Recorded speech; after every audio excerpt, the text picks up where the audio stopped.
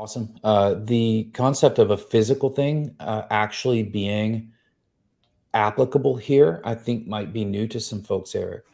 We've seen, I know that you're doing some work in the space. We know some other providers that are doing some work in the space. Celine, you have some connections. Maybe you can share a little bit about some of the work with our friend Vena's been doing.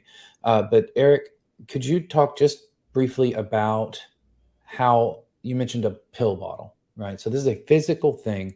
Let's make it, how can you track a physical thing in the metaverse and tie it to this sort of, you called it a digital twin.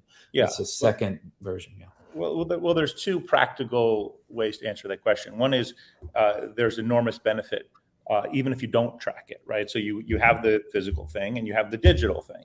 When you're getting the physical thing, the digital thing falls on your phone into your wallet, becomes part of your personal data that you now control, but it also allows you to give permission to allow that physical thing to communicate back to the doctors and let any other doctor, let's say you now go to the dentist and you want to let the dentist know what other medications you're having, they can, all those digital twins of the medications you have can communicate out and create a full picture so that you don't end up with problematic mixtures of medicines and you communicating effectively. But more importantly, that digital twin, whether or not it's connected to the physical one, is valuable. But now, obviously, with IoT devices and sensors, we're going to start to get some really interesting capabilities because it will know how many pills are left in the bottle. Yeah. It will know where it's kept and the temperature and whether you have to move it.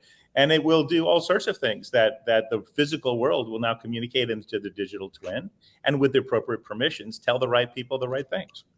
Well, I think there's a big space, and as our population ages, the pill bottle example is a really good one to take a close look at.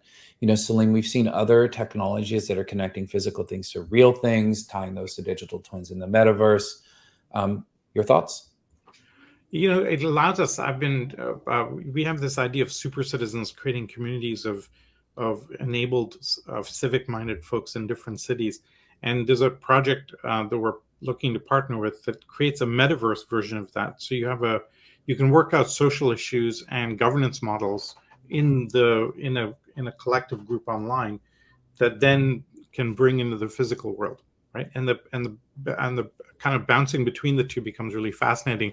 I've gone kind of deep in the NFT world over the last 6 months, and one of the fellows that I track, Michael Janssen, who's brought me down this damn rabbit hole, has a different avatar for every Discord channel that he's in, because you can have different identities, and why not, right? And so that concept doesn't occur to some of us at this age. Like, you would have a different avatar for whatever metaverse you're in, or whatever Discord channel you're in, and that gives you infinite exploration.